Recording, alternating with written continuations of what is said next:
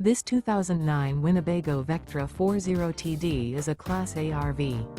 It is located in Rockford, Illinois, 61101 and is offered for sale by Winnebago Motorhomes. Click the link in the video description to see more photos as well as the current price. This used Winnebago is 39 feet 10 inches in length and features a Wakefield, taupe, B-maple interior, sleeps 8, leveling jacks, slide-out, microwave, smoke detector, TV antenna, TV, LP detector, water heater, refrigerator, external shower, and 100 gallons fresh water capacity. The floor plan layout of this Class A features front dinette, front kitchen, mid-living area, rear bedroom. This 2009 Winnebago Vectra 40TD is built on a Freightliner XC Series chassis and is powered by a Cummins engine. Remember, this is an AI-generated video.